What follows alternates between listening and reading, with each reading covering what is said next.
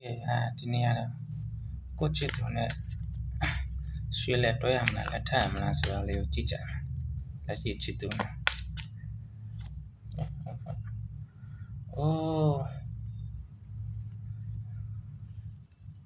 လက်ရှိချစ်သူနဲ့လက်တွဲရမှာပါနော်ဒါတွေသမီးရှိတီမွေးဖွားလာလက်ရှိချစ်သူနဲ့ကိုလက်ရှိတွဲနေတဲ့ချစ်သူနဲ့အိမ်အောင်ကြားတဲ့အထိလက်တွဲသွားလာနော်ကဲပါဆက်ဖြစ်မလဲ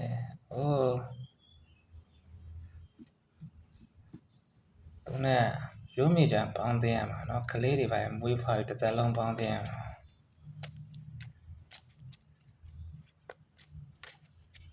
ဒါပေမဲ့အခက်အခဲတွေတော့ရှိပါတယ်နော်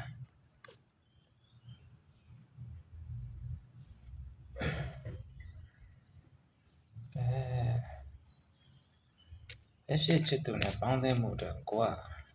အမှန်တရားတွေပြောအမှန်တရားတွေလုပ်ဖို့လိုပါတယ်နော်ရဲဝံအမှန်တရားကိုရင်ဆိုင်ဖို့လိုပါတယ်ကြောက်နေလို့မရပါဘူးနော်ကဲပါဆက်ဖြစ်နေ Oh my god ခွန်ပန်ဒီကဲ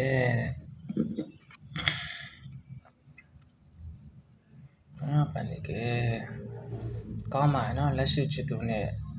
လက်ထပ်ရင်ကိုဘွားရအဆင်ပြေချောင်းမလာငွေကြီးတွေလည်းစူဆောင်းမိတယ်ကဲ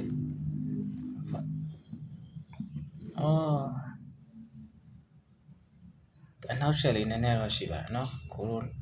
လက်ရှိချစ်သူနဲ့ပေါင်းဖက်ဖို့အတွက်ကို့မှာအနောက်ရှက်လေးနည်းနည်းရှိပါတယ်နော်နောက်ပိုင်းကိုမနာလို့လောက်ကြံမဲ့လူတွေကိုအမြင်မကြည့်တဲ့လူတွေရှိပါတယ်နော်အဲ့ဒါလေးဒီကူးဆိုင်ပါကဲအားလုံးပဲကျေးဇူးပါလို့ကြည့်ပေးတဲ့အတွက်အားလုံးကိုကျေးဇူးတင်ပါတယ်